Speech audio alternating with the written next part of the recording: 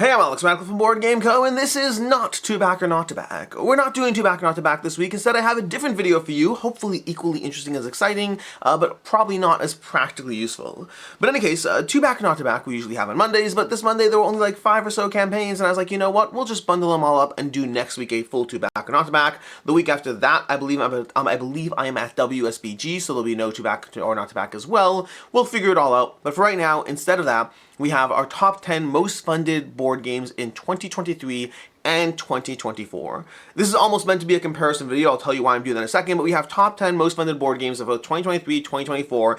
First of all, not tabletop, specifically board games. I'm ignoring a bunch of these RPGs, the Brandon Sanderson Giant RPG. I'm ignoring, dragons and lasers, whatever it is. Anything that's not a board game is not being counted. In this, I'm specifically focusing on board games. And part of the reason I'm doing this is actually specifically because of that board game versus tabletop category, which is one thing that I've noticed this year so far that I've talked about in other videos, is I find it interesting that the total tabletop funding this year versus last year hasn't seen a large shift yet. It's off to some small degree, but in general it's been holding about steady as far as the overall amount of tabletop funding in the tabletop space and on multiple platforms, all platforms, not just Kickstarter. And to that end, and I should note as usual, I am CMO of GameFound, take that into account as we go through this video.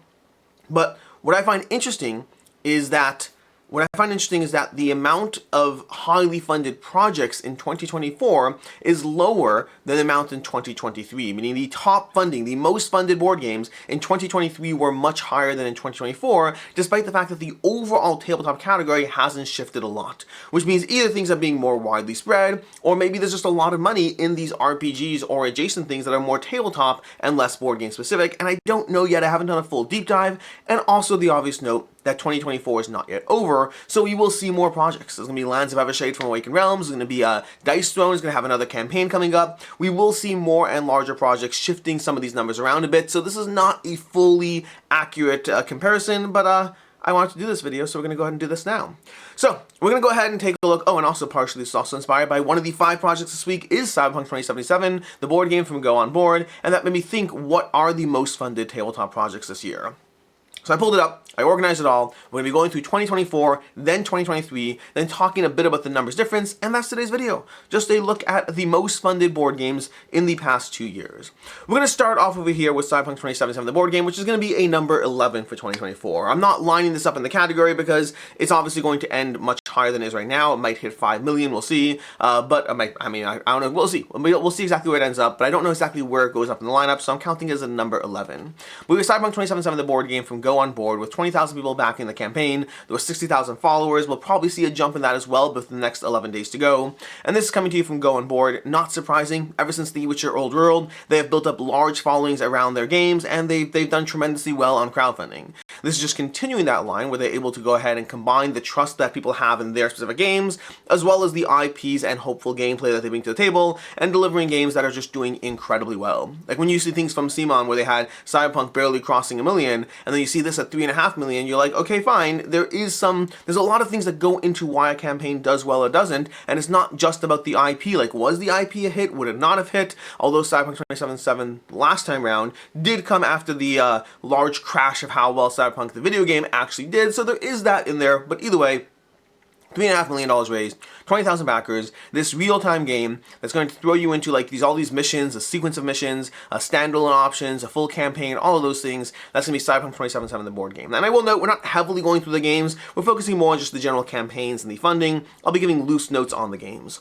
Coming in at number 10 as we start this off, we have $1.455 million raised from Dragori Games on Odalin Dungeons of Doom. This is giving you a kind of Diablo-like experience in the board game space. You can't properly carry over Diablo into the board game space, so it's always going to be a similar-ish, adjacent-ish kind of experience, but Odalin Dungeons of Doom is bringing you, well, a kind of lighter version of Teneris combined with Diablo as you wander around in these dungeons, combining your character and their demon to take down the various baddies along the way in as much run hack and slash. They actually have a literal hack and slash mode, and as much hacking and slashing as you can. This had 4,283 backers, raising 1.5 million, and is our number 10 spot currently for 2024, although I guarantee this is going to be pushed out. If nothing else, it's going to be pushed out by Cyberpunk 2077, but it will likely be pushed out by other campaigns that are coming. So these last 3 or 4 are likely not going to be here. We'll see where they settle at the end of the year.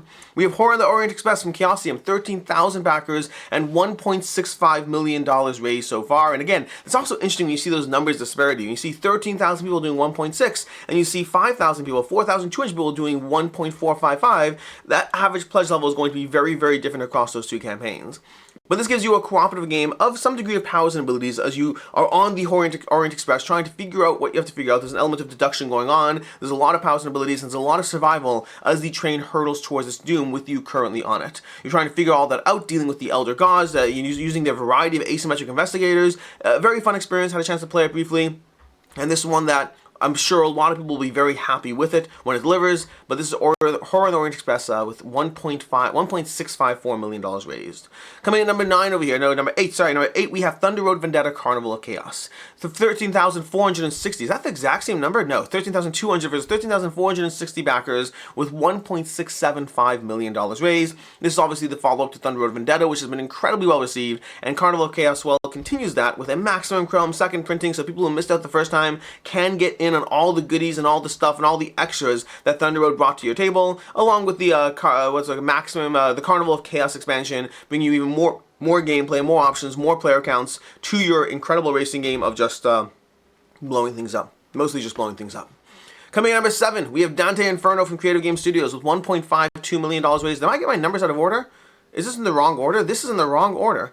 I put this in the wrong order. I think I translated, I messed that up. That should be over here. That should be over here. Coming in at number 9 and rearranging the other numbers. I hope I did the rest accurately. Coming in at number 9 and rearranging the other numbers, we have $1.52 million raised with 4,919 backers. Dante Inferno from Creative Game Studios, who previously did Chronicles of Drunagar, and Dante Inferno giving you a boss battler, more of a boss battler than a dungeon crawler, although dungeon crawler adjacent, more of a boss battler with facing off the various realms of Dante's Inferno, going through it all and taking on the various bosses, going through the story phase, dealing with these bosses who are going to react to everything you do. I don't know if there's a unique card play system. I think the elements combine uniquely, but I don't know if there's a singular element that I felt was inherently unique.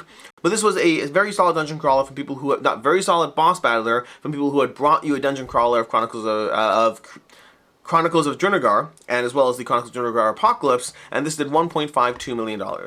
Coming in at number 6 over here, hopefully, we have 1.632 euro, so it's 1.663 million euro, which is why it's higher than that 1.675 over here. But we have the euro over here, Return to 7th Citadel, Explore, Build, You Are the Hero once again. Coming from Serious Pulp, this continues, or re-brings back 7th Citadel, which was on crowdfunding like 3.5-4 years ago, and finally delivered, and that was an opportunity to go ahead and say, okay, great, now people have seen it, anyone who missed out the first time around can go ahead and get in on this, and a bunch of people, specifically 15,137 people, did get in on it. Although some amount of those people are also just getting the new content. There was some small amount of new content, nothing crazy, but it's going to be Return to 7th Citadel, that exploration game built on 7th Continent, and again, doing fairly well on crowdfunding with 1.63 million euro raise.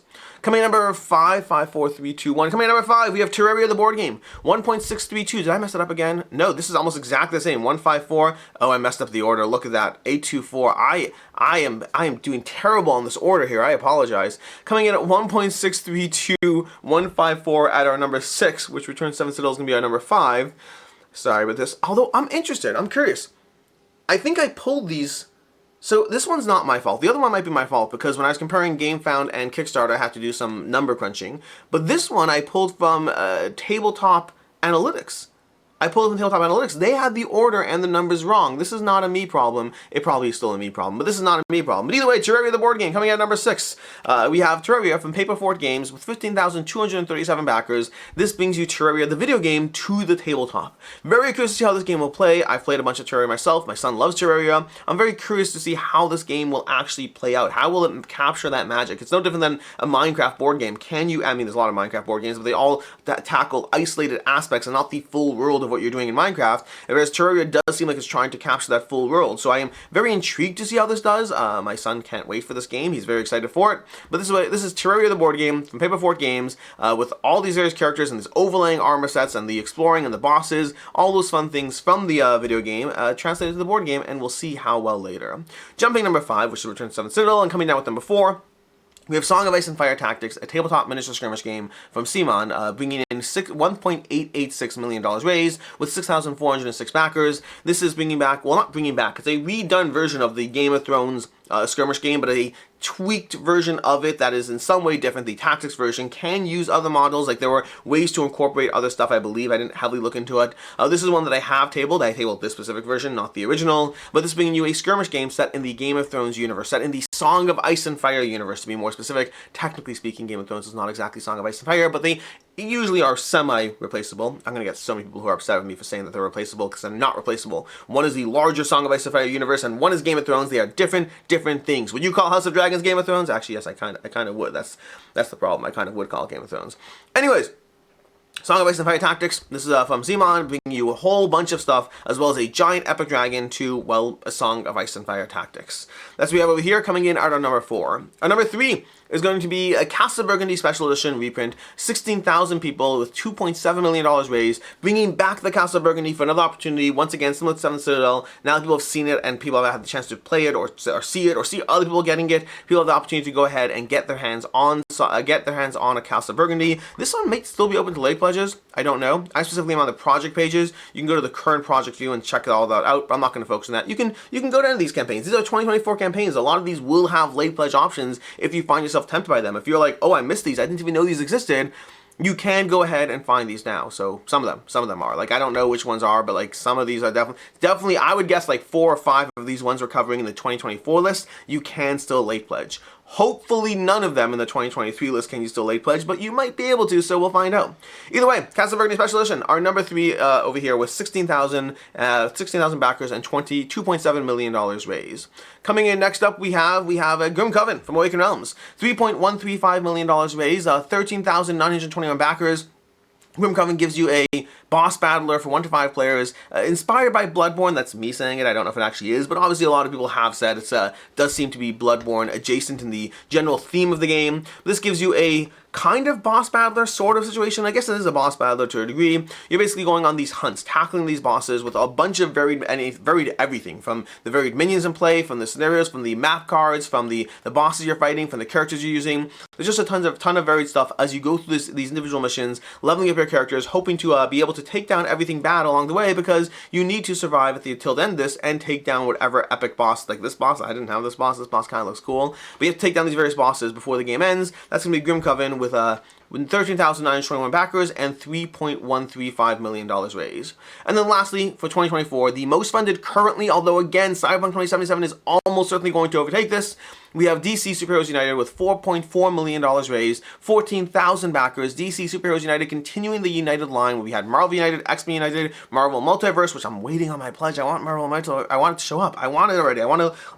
play with it. I want to do all the things. Anyways, and then DC Superheroes United with $4.4 million raised, currently the most funded tabletop game of 2024, at least so far, coming from CMON, bringing you, again, just more of the same. There were some small tweaks to the gameplay, like every United system CMON has done. They've done small tweaks or adjustments. They have a star person over here. What's his name? I don't remember his name. Star something or other. The giant star thing. He's in Suicide Squad, right? One of them, I'm pretty sure. Anyways, we have tons of these, tons of miniatures, tons of chibi-like miniatures, and new gameplay modes and adjustments, many that do seem very strongly compelling. Like, I do like we have Lobo over here. Look at Lobo. We have all these fun little stuff from the DC universe. We have a Green Arrow. Oh my gosh, my kids are gonna have so much fun. My kids love DC, probably more than Marvel, although it is tight. We did just watch Blue Beetle. Had a lot of fun watching Blue Beetle. I actually kind of like Blue Beetle. It was pretty fun. Was Blue Beetle in this? Blue Beetle's got to be in this, right? He's somewhere in here. Is he in the original lineup? No. Now I want to find Blue Beetle, but I don't want to spend too much time on this. Let me just see if he's a stretch goal. Let's go down to the stretch goals over here. See what he has. I vaguely recall Blue Beetle being an early on stretch goal. No. Blue Beetle. Here we go. Yeah, we got Blue Beetle. That's not nearly as cool as the movie. This is Blue Beetle.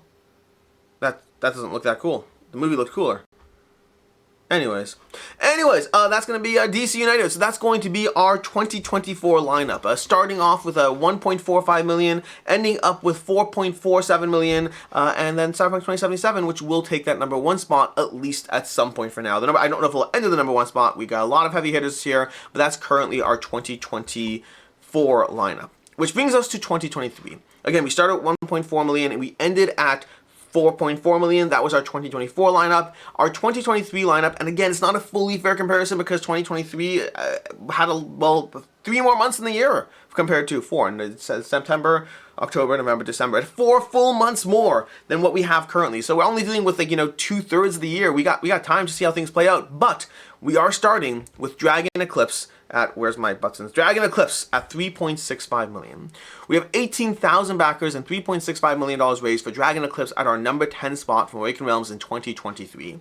This is bringing you the Pokemon adjacent style game. This collecting. You're collecting dragons, you're going on these adventures, gives you a campaign, a shorter, more manageable campaign with collecting all these very fun little guys along the way in Dragon Eclipse, and then collect them using their cards, using a little activation lineup. A very fun system. One I did have a chance to play. Looking forward to the final game. That's going to be Dragon Eclipse. I still think this quote is terrible. 100% I enjoyed it, not even a question. It's a terrible quote. It's a terrible quote. They pulled it from the video. It's not I just feel it doesn't sound great. It's like, what was the question? But anyway, moving on. We have number 9 over here. We have Stock of the Board Game from Awakened Realms. $3.7 million raised, $15,000. Again, this is currently our number 9 spot of 2023. $3.7 million, $15,000 raised. It actually just delivered. It's kind of, can you see it? No, it's over there. I'm going to be unboxing it shortly. I'm going to be unboxing this bad boy shortly. I'm very excited for this one. But anyways, Stock of the Board Game from Awakened Realms. $3.76 million raised. Another smaller, more manageable campaign, giving you stealth mechanics based on the video game, stealth adjacent mechanics. You didn't have to stealth. You could stealth if you want to, and there's definitely reasons to stealth, but you don't always have to stealth. Sometimes you could go running in guns blazing and actually win. But this was a very fun game. Only got to play the first 2 scenarios because that's all they had in the prototype. I'm very excited to be able to actually dive into it, although I will say I have such a lineup of games I need to play right now that I don't know when I get to play it. Stalker might have to wait, I don't know, 3 months. I don't know. It's too many big games I'm trying to focus on right now. Coming in number 8, we have Zombicide White Death from Simon with $3.8 million raised, 19,000 backers. The latest-ish Zombicide, or where was Deceased? Where was Deceased? Was Deceased didn't make the cut? Oh my gosh. I don't think Deceased made the cut. What did it raise? One second. Let me just pull it up over here. I don't know what Deceased raised. Now I'm going to go pull this up because Zombicide Deceased did $2.564 million. That's why it's not in the cut. It didn't make the top 10. Deceased did not make the top 10. Wow, that's interesting. It's funny because the DC United was the top most funded in 2024. Either way, Zombicide White Death, $3.8 million raised, 19,000 backers. Zombicide White Death continuing the Black Plague lineup, although this one had a bit of controversy around it as well because at first they're like, oh, it's the continuation of Black Plague, and then it didn't feel like that at all when you actually started showing things, but it still did have a nice recovery at the end and did well. The Teenage Mutant Ninja Turtles did not hurt at all in that little line. I do have a copy of this coming. I am very excited. I am very nervous because I have too much Zombicide anyway that I don't get to play enough, but I do like the Zombicide system. Coming in number 8, number 6, 9, 10, 9, 8, 7. Coming in number 7, we have Dice Throne with $4.2 million, $21,000 raised, $4.2 million. This is why I wonder if the newest Dice Throne might hit the top 10 for this year, although the newest Dice Throne is not an IP-driven one, so there is that question mark as well, so we don't really know where it'll go. Actually, I don't know if it will break. To make the top 10, it has to do like 2-ish million at least this year. Will it do 2 million? I don't know. Now I'm not so sure. Anyways, Marvel Dice Throne over here. Dice Throne, X-Men, Marvel, Deadpool, all those fun things together. This is before the Deadpool vs. Wolverine craze, although we do have Wolverine over here, and we do have Deadpool over there, so they are in the same picture together. But this brings you Dice Throne with new characters from the X-Men universe, with Deadpool as well, and then Missions, which is a good mode. Good is relative. I enjoyed playing through the Missions mode, although I should note I've never played the original Dice Throne, whatever it's called, and so I haven't played that yet. I do still want to play that. Oh, there's nothing else for the experience and seeing if I like it. I've learned the rules twice, I just haven't actually tabled it. Either way, Dice Throne, X-Men, Marvel, Missions Co-op. This is coming to you from Dice Throne and doing $4.2 million. Coming at number 6, we have 4.416. Keep in mind, at number 6, we are already matching the top spot from 2024. We have 29,739 backers raised from The Witcher Path of Destiny from Go On Board, bringing you another Witcher board game, not in any way related to The Witcher Old World, past the thematic relation of them, I guess. They're thematically in the same universe, but they are totally different games. But this brings you The Witcher Path of Destiny, which is more of a semi-story-driven card-playing version of the game as opposed to a map-driven adventure game. Both enjoyable, although The Witcher Old World I love and The Witcher Path of Destiny I liked a lot, and so that's a big disparity in terms of how much I enjoy them. But overall, a very solid game. Witcher Path of Destiny from Go On Board, doing tremendously well, coming in number 5 spot. On number 4 spot is going to be $4.683 million raised, 14,982 backers. The Elder Scrolls Betrayal of the Second Era, which late pledges for this actually... Did they just close? they may have, like when I said some things, honestly, from looking at these things now, we have Dragon Eclipse, can you late pledge this? I don't know. Stalker, I don't believe so. Zombicide Death, I don't believe so. Dice One, I don't believe so, but I could be wrong. Witcher Path of Destiny, possibly can. I don't know if you can late pledge this. The Elder Scrolls Betrayal Second Era, though, this one closed late pledges. I believe they said they're going to be closing it on the 6th, and then they extended it over the weekend. I don't know if you're watching this today. This goes up Monday. If you're watching this today, either late pledges closed yesterday, or you might be able to sneak in on this one at the very last minute. So good luck, figure it all out. But the Elder Scrolls Betrayal Second Era, a 1 to 4 player cooperative game from the people at Ship 3 Games, taking the Too Many Bones loose structure and then totally changing it up, giving you a very different game, better in some ways, worse in others, although it will be case by case play to each person what they like about this. I just gave my thoughts on the game. You can check out my review on the channel. I just went into this. I spent like 25 hours in the system. I haven't seen I've only scratched the surface of what this game has. It's both a review because of how much time I spent playing this game, and also it's not a review because, well, it still is a review. It's not a fully encompassing review because there's so much in this game. There's so much content here in this, but this did $4.68 million raised from Elder Scrolls. I'm curious what this has currently. You can go to their campaign. 7.26 million is currently, but I'm not counting late pledge in this. I'm going by what the actual campaign's funded to. Anyways, coming in number 4 over here. Number 4 is going to be Marvel United Multiverse, $4.787 million raised, a little over DC Superheroes United. Again, the Marvel United brand is currently doing much better for us. Like, as much as people made fun of this to a degree when it came out, oh my gosh, it's too light, it's not interesting enough. First of all, this has been in many people's top lists in general. Like, some people think this is a too light game, and if you think that, it might be for you. That's okay, that's fine, although I will say, you should not judge the Marvel United system based on the original Marvel United core box. That's the one thing I'd say. That alone, I didn't really learn to love the system. I liked the system when I played the original core box. I needed more content to start really enjoying it a lot more. This is Z Garcia's number 1 game. This is like in Tom Vassal's top 10, I think. I think it was like number 6, something like that. It was high up in his top 10. This was like my number 30 game of all time, which means as much as, like, there'll always be a crowd of dismissive people who are like, this is too light. But there are a lot of, like, real gamers, I hate using that term, that's why I air quoted it, but there's a lot of real gamers who play a lot of games that this game has done tremendously well for, and this game also has a wide mass market appeal as well. This, to me, the United line has taken over for what Zombicide has done for CMON as far as being their most popular line. It just has a better, stronger brand identity. Again, DC United does 4.4 million. Zombicide DCs does 2.7 million. Just different scopes and scales of what these things are doing for them. The United timeline, the United line is just done so much more for them, and I'm sure we'll see more things, both superhero branded and not superhero branded, from CMON. Moving on over here, we have our number 3 over here. Number 3 is going to be Gloomhaven Grand Festival. 34,000 backers, $5 million raised. Gloomhaven Grand Festival bringing you Gloomhaven 2nd Edition, Frosthaven mats and stuff like that, the RPG, the miniatures, and buttons and bugs. 5 separate things in one campaign. Gloomhaven bringing you a ton of stuff. They'll line up for the next several years, I imagine, of all the various things you can get Gloomhaven. This is a lot of Gloomhaven. That's what it was. It's basically a lot of Gloomhaven. Not nearly taking over the Frosthaven spot of $13 million, but nonetheless doing incredibly well. This is Gloomhaven Grand Festival. Coming in at number 2, we have BattleTech Mercenaries, a game I know nothing about. From all the games we cover, this is the only one I really don't have a strong sense of identity around. We have BattleTech Mercenaries, 23,000 backers, $7.5 million raised, doing tremendously well. Again, this is the number 2 from 2023, $7.5 million raised from Catalyst Games, just BattleTech. BattleTech. I know nothing about this line past the fact that there's lots of robot miniatures. That's what I know about it, and apparently it's incredibly popular because 24,000 people said, I want to buy this. But that's going to be BattleTech, and I don't have a lot more information on it. But coming at number 1, we have Nemesis Retaliation from Awakened Realms, 41,000 people back in this project with $12 million raised. This one knocked it out of the park. It's currently at 18 million, by the way. If you click on the current project view, it's 18 million, but again, that's not crowdfunding. That's crowdfunding plus late pledge plus all that. But we have $12 million coming in at the number 3 most funded board game of all time, behind King of the Monster and then Frosthaven, which Frosthaven has just recently been replaced as the most funded tabletop game of all time because the Brandon Sanderson RPG took that over. I do still view those as separate categories, so I'm still going to go by board games.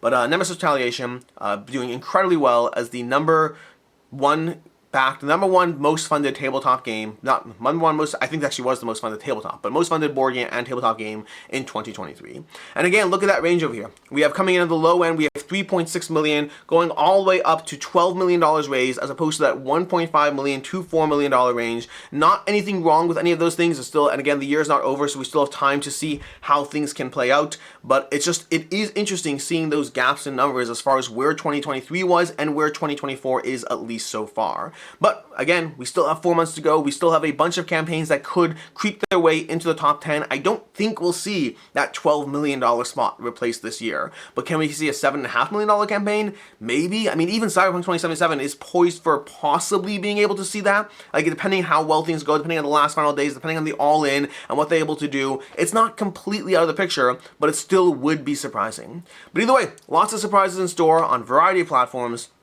This has just been a look back at how 2023 versus 2024 has done in the most funded board games. Until next time, I'm Alex Radcliffe from Board Game Co. We'll see you next week with our 2 Back Not to Back, and then as always, I hope you have a good one.